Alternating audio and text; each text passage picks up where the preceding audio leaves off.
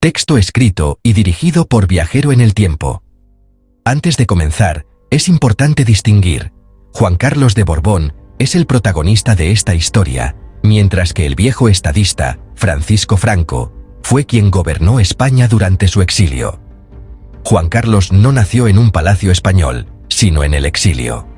Su infancia y juventud transcurrieron lejos de España, en un contexto marcado por la complejidad política de la época. La relación entre Juan Carlos y Francisco Franco fue todo menos una simple amistad o una tutoría entre un anciano estadista y su protegido. Fue un arreglo calculado y profundamente controlado, orquestado enteramente por el dictador. Franco no veía al joven príncipe como un aliado o un confidente. Lo veía como una herramienta, una pieza de arcilla para ser moldeada en una figura decorativa para la continuación de su proyecto político. Llamó a Juan Carlos a España no por afecto a la monarquía, sino por una necesidad pragmática de asegurar una sucesión estable que preservara los principios fundamentales de su Estado nacional católico.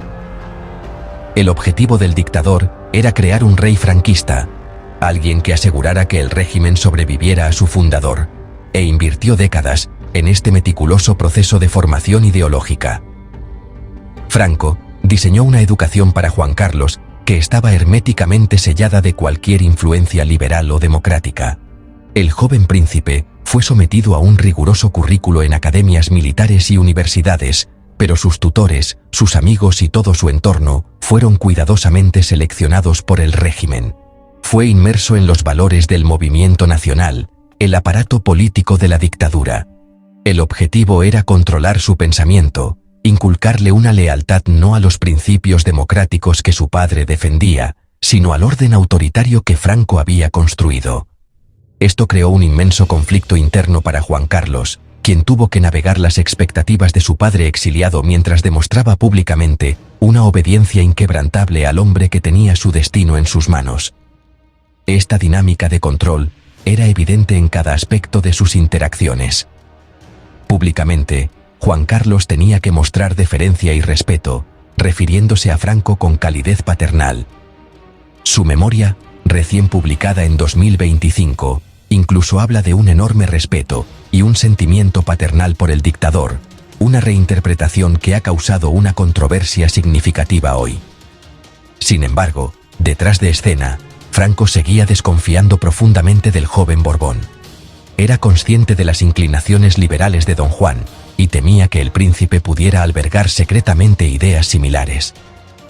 Los servicios de inteligencia de Franco monitoreaban las conversaciones y la correspondencia de Juan Carlos, siempre vigilando cualquier señal de desviación ideológica. Fue una relación construida sobre la utilidad y la desconfianza, una jaula de oro, donde el príncipe estaba siendo constantemente puesto a prueba.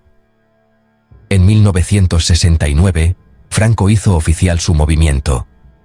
Designó formalmente a Juan Carlos como su sucesor con el título de Príncipe de España, pasando por alto a su padre, Don Juan. Esta fue la culminación de 2 décadas de cuidadosa preparación.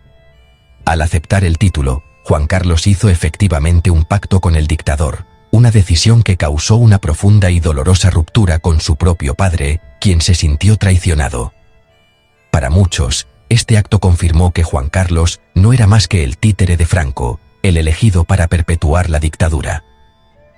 Pero para Juan Carlos, puede que haya sido el único camino que vio hacia el trono, un paso necesario en una estrategia a largo plazo que permaneció oculta detrás de una fachada de cumplimiento. Estaba jugando un juego largo, uno que le exigía ser el hombre que Franco quería que fuera, al menos por un tiempo. El 22 de noviembre de 1975, apenas 2 días después de la muerte de Francisco Franco, Juan Carlos fue proclamado rey de España. Se presentó ante las Cortes franquistas, el parlamento títere de la dictadura, y juró defender las leyes fundamentales del movimiento, los pilares legales del régimen. La vieja guardia del franquismo, los intransigentes conocidos como el búnker, observaban, confiados en que su sistema estaba seguro. Creían que el rey que ellos habían ayudado a crear sería un garante de la continuidad. Lo veían como Juan Carlos el Breve, una figura de transición que o bien mantendría su poder o sería rápidamente apartado. Pocos, si alguno, sospechaban que el hombre que debía su corona al dictador estaba a punto de desmantelar sistemáticamente toda su estructura política. Desde el momento en que asumió el trono, el rey Juan Carlos inició una serie de movimientos cautelosos, pero decisivos, que señalaron sus verdaderas intenciones. Sabía que caminaba sobre la cuerda floja. Por un lado, estaban los franquistas, que controlaban el ejército, la policía y la burocracia estatal. Por el otro, había una sociedad que anhelaba la libertad y una oposición política, largamente reprimida, que lo veía con profunda sospecha como el heredero de Franco. Su primer desafío fue nombrar un presidente del gobierno.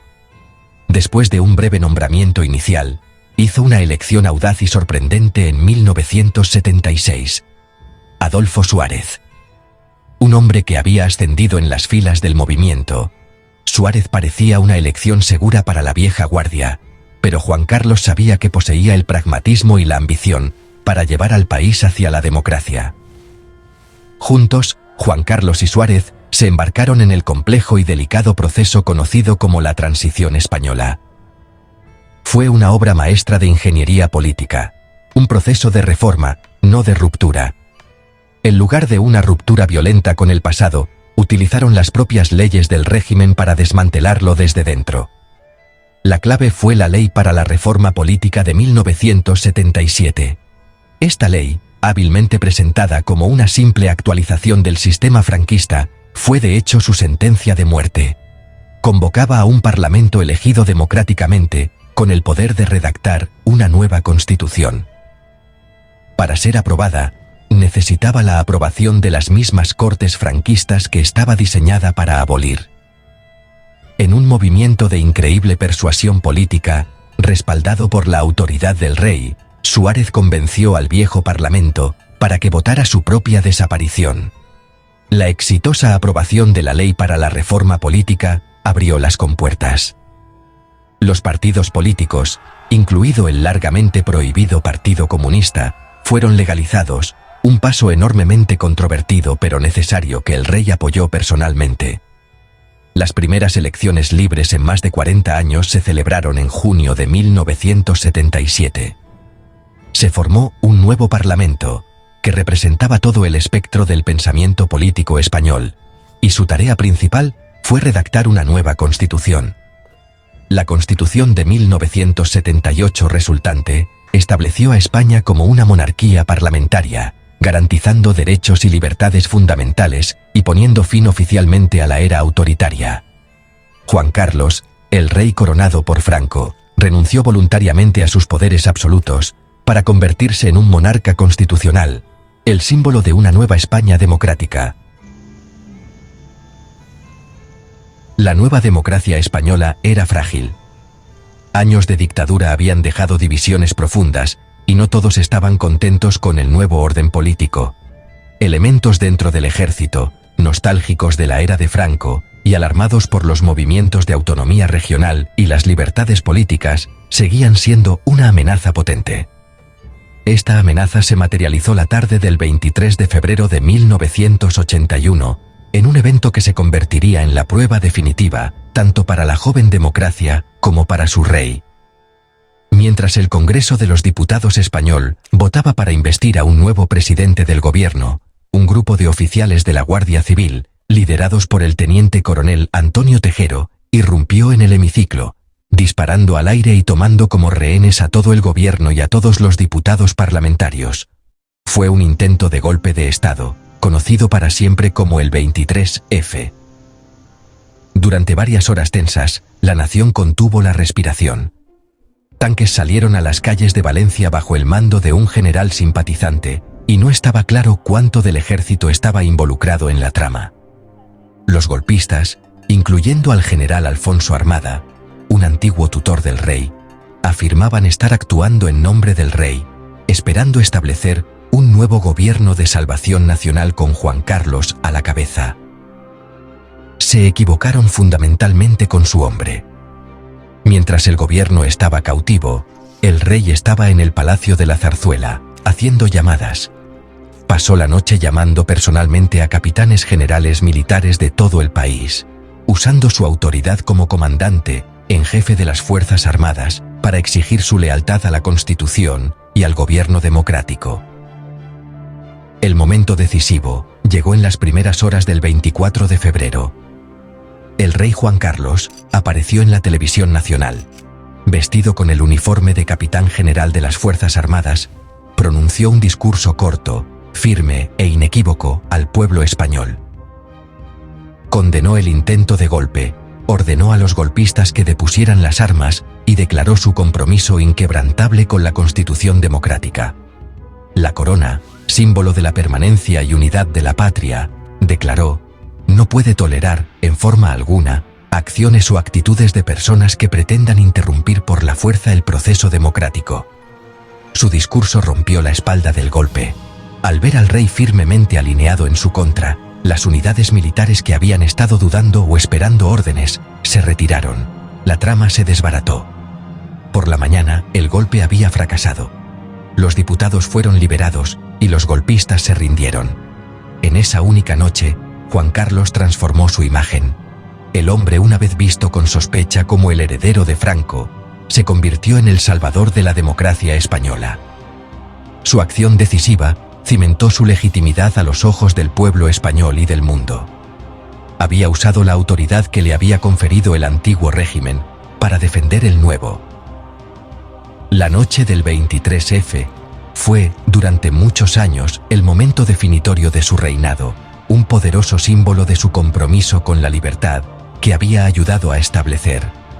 Aseguró el lugar de la monarquía en la España moderna y le ganó un nivel de respeto y afecto que duraría décadas. Tras su heroica intervención durante el intento de golpe de Estado del 23F, el rey Juan Carlos entró en un período de inmensa popularidad y prestigio. Los años 80 y 90 fueron sus años dorados, un tiempo en el que fue ampliamente visto como la encarnación de una España nueva, moderna y democrática. Ya no era solo un jefe de Estado, era el embajador más efectivo de la nación. Con su encanto natural, personalidad afable y fluidez en varios idiomas, proyectó una imagen de un país que había dejado atrás con éxito su pasado oscuro y aislado. Viajó por el mundo, reuniéndose con presidentes, primeros ministros y colegas monarcas, construyendo puentes y abriendo puertas para la diplomacia y los negocios españoles. Su presencia en el escenario internacional ayudó a reintegrar a España en la comunidad global. Su papel fue crucial para asegurar el lugar de España en la Comunidad Económica Europea, ahora conocida como la Unión Europea, en 1986, un hito que simbolizó el regreso completo del país a la familia democrática europea. También fomentó fuertes relaciones con América Latina, creando las cumbres iberoamericanas, para fortalecer los lazos culturales y económicos. A nivel nacional, presidió un período de notable transformación social y económica. España dejó atrás su imagen conservadora y rural, y se convirtió en una sociedad dinámica y progresista. La movida madrileña, una explosión contracultural de arte, música y cine, floreció, y el país se preparó para albergar grandes eventos internacionales que mostrarían su modernidad al mundo. Los Juegos Olímpicos de Barcelona de 1992 y la Expo de Sevilla fueron momentos cumbre de esta era. No fueron solo eventos deportivos y culturales, fueron una fiesta nacional de presentación, y el rey fue el maestro de ceremonias. Fue una presencia constante, su entusiasmo y orgullo reflejando los de toda la nación. Durante estos años, la monarquía gozó de índices de aprobación casi universales. Juan Carlos fue visto como una figura unificadora que se mantenía al margen de la contienda política partidista. Era el rey de todos los españoles, una figura paterna que había guiado al país a través de una peligrosa transición, y ahora presidía su floreciente éxito. Su vida personal se mantuvo discretamente fuera del ojo público, y los medios de comunicación mantuvieron un pacto de silencio respetuoso, casi reverencial. Este período cimentó la idea del juancarlismo, un sentimiento popular de apoyo al rey que a menudo trascendía el apoyo a la monarquía como institución. Muchos españoles que se consideraban republicanos por convicción, añadían, pero soy juancarlista. Se había ganado su respeto no por su linaje, sino por sus acciones. Era visto como afable, cercano y profundamente comprometido con el bienestar de su país. Este inmenso depósito de buena voluntad, acumulado durante 2 décadas de liderazgo exitoso, parecía inquebrantable. Sin embargo, resultaría esencial para enmascarar los problemas personales y las decisiones cuestionables que ya estaban ocurriendo detrás de los muros del palacio. Mientras la imagen pública del rey Juan Carlos permaneció en gran parte intacta durante décadas, bajo la superficie empezaron a aparecer grietas. El respetuoso pacto de silencio de los medios, que había protegido su privacidad y reforzado su narrativa heroica, comenzó a deshilacharse a medida que avanzaba el siglo XXI. Los rumores sobre su vida privada, antes confinados a círculos de élite, comenzaron a filtrarse al dominio público. Historias de aventuras extramatrimoniales y un estilo de vida que parecía en desacuerdo con la imagen oficial de un hombre de familia dedicado, comenzaron a circular más abiertamente. El rey, que parecía tan cercano en público, según estos crecientes rumores, llevaba una vida muy diferente en privado, una financiada de maneras que se hacían cada vez más difíciles de ignorar. Una parte significativa de esta vida oculta involucraba sus tratos financieros. Durante años, Juan Carlos cultivó estrechas relaciones con monarcas y empresarios adinerados, particularmente de los estados del Golfo. Estas conexiones se presentaron públicamente como beneficiosas para la diplomacia y el comercio español, pero también tenían una dimensión privada y altamente lucrativa. El ejemplo más flagrante, que solo saldría a la luz mucho más tarde, fue un enorme regalo de $100 millones que recibió del rey de Arabia Saudita en 2008. En sus memorias de 2025, él diría que aceptarlo fue un grave error, afirmando que no supo cómo rechazarlo. Este y otros arreglos financieros crearon una economía en la sombra alrededor del monarca. Un sistema de fondos opacos y cuentas en el extranjero que operaba lejos del escrutinio público. Estos enredos financieros a menudo estaban relacionados con sus relaciones personales, más notablemente con su compañera Corinna zu Sayn-Wittgenstein-Sayn. Esta asociación puso su conducta financiera en un foco más nítido, ya que se alegó que una parte significativa del regalo saudí fue transferida más tarde a ella. El entorno del rey también fue implicado. Él mismo culparía más tarde a un séquito malicioso y a empresarios sin escrúpulos por sus problemas, pintándose a sí mismo como una víctima de aquellos que usaron su nombre. Sin embargo, esta narrativa tuvo dificultades para convencer a un público que comenzaba a ver un patrón de comportamiento que apuntaba directamente al propio rey. El hombre que había sido el símbolo de la renovación de España, ahora se asociaba con el mismo tipo de corrupción y falta de transparencia que el país intentaba superar. La creciente desconexión entre la persona pública del rey y su conducta privada creó una erosión lenta, pero constante de la confianza. La reverencia de los años 80 y 90 dio paso al escepticismo y la desilusión. Los medios, antes deferentes, se volvieron más inquisitivos. La noción de que el rey estaba por encima de todo reproche, un principio central del juancarlismo, comenzó a desmoronarse. Estas aún no eran explosiones públicas, sino una serie de temblores que debilitaron los cimientos de su reinado. La imagen heroica forjada la noche del 23F estaba siendo gradualmente reemplazada por un retrato más complejo y preocupante de un hombre cuyas elecciones personales estaban poniendo en riesgo la institución que representaba. El escenario estaba listo para que un solo evento derribara todo el edificio. El evento que destrozó la imagen cuidadosamente construida del rey Juan Carlos y provocó su caída pública no fue una crisis política ni una revelación financiera, sino algo mucho más visceral y simbólico. En abril de 2012, el Palacio Real hizo un anuncio escueto e inesperado. El rey había sido trasladado de vuelta a España desde Botsuana y hospitalizado tras romperse la cadera. La noticia en sí era mundana, pero el contexto era explosivo. El público se enteró rápidamente de que su monarca de 74 años se había lesionado durante un viaje secreto y lujoso de caza de elefantes. El momento no podría haber sido peor. España se encontraba en medio de una devastadora crisis económica, con el desempleo superando el 25% y el gobierno imponiendo brutales medidas de austeridad a sus ciudadanos. La historia fue una tormenta perfecta de indignación. El secretismo del viaje sugería que el rey sabía que era inapropiado. La extravagancia de un safari de caza mayor en África contrastaba fuertemente con las luchas diarias de los españoles de a pie, a quienes se les pedían inmensos sacrificios. El acto de cazar elefantes, una especie protegida y querida, a muchos les pareció una indulgencia cruel y anacrónica. Pintaba la imagen de un monarca completamente desconectado de la realidad de su pueblo y sus valores. La noticia dominó los titulares no solo en España sino en todo el mundo, convirtiendo al rey de un estadista respetado en un símbolo de decadencia de la élite. El elefante en la habitación ya no era una metáfora, era un hecho literal que no podía ser ignorado.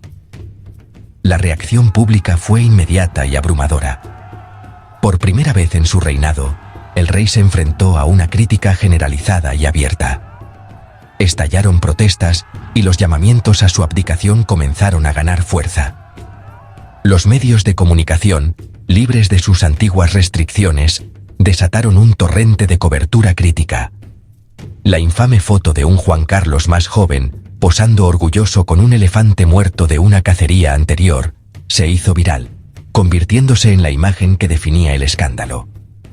El incidente también puso en el punto de mira público su relación con Corinna Susanne Wittgenstein-Sein, ya que se reveló que ella lo había acompañado en el viaje.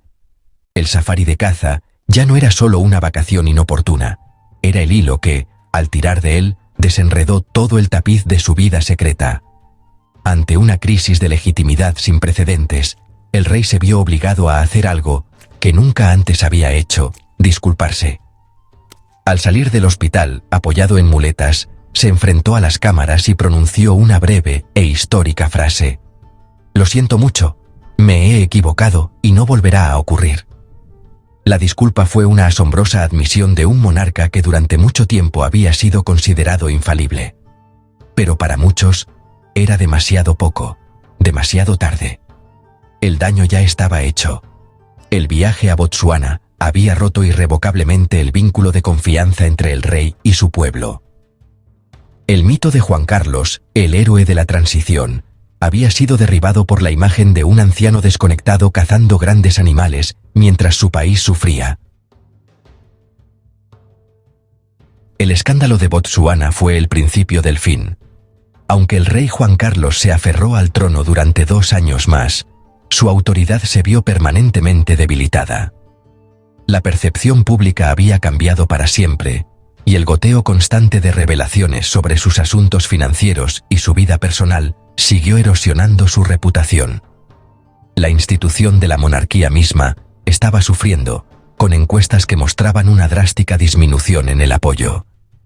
Se hizo cada vez más evidente que su continua presencia en el trono se estaba convirtiendo en una carga para la misma institución que había jurado proteger.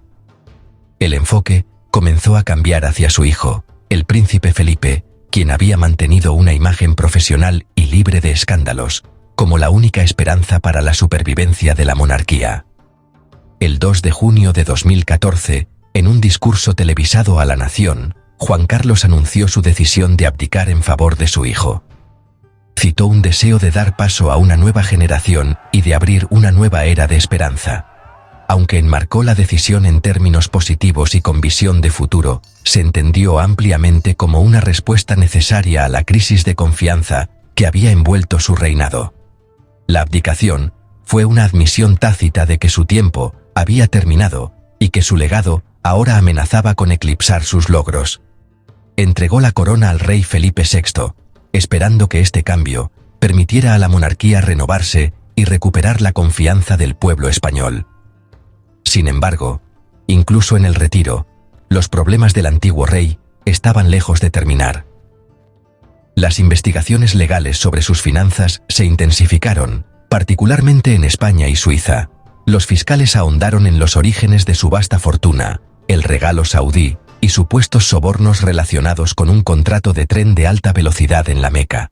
Aunque su pasada inviolabilidad como jefe de Estado y la prescripción lo protegieron de muchos cargos, Los detalles que surgieron fueron profundamente perjudiciales. Para evitar ser procesado por delitos fiscales, realizó 2 regularizaciones separadas, pagando más de 5 millones de euros en impuestos atrasados al Tesoro español. Estos pagos fueron una admisión implícita de irregularidades financieras, empañando aún más su reputación.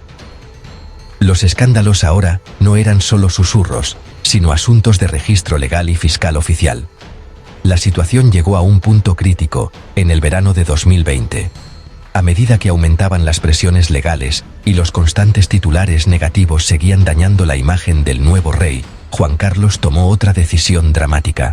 En agosto, anunció que abandonaba España para vivir en un exilio autoimpuesto, afirmando que su partida tenía como objetivo evitar que sus asuntos personales socavaran el reinado de su hijo. Se estableció en Abu Dhabi, en los Emiratos Árabes Unidos. El hombre que había regresado del exilio de niño para convertirse en rey, ahora abandonaba su país una vez más, esta vez bajo una nube de escándalo y deshonra.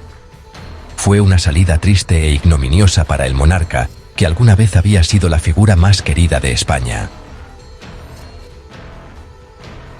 Desde su exilio en Abu Dhabi, la figura de Juan Carlos continúa proyectando una sombra larga y complicada sobre España.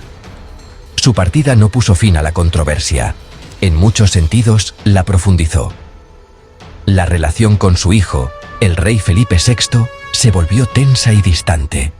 Felipe había tomado medidas decisivas para distanciar a la corona de los escándalos de su padre, revocando su asignación pública y renunciando a cualquier herencia personal.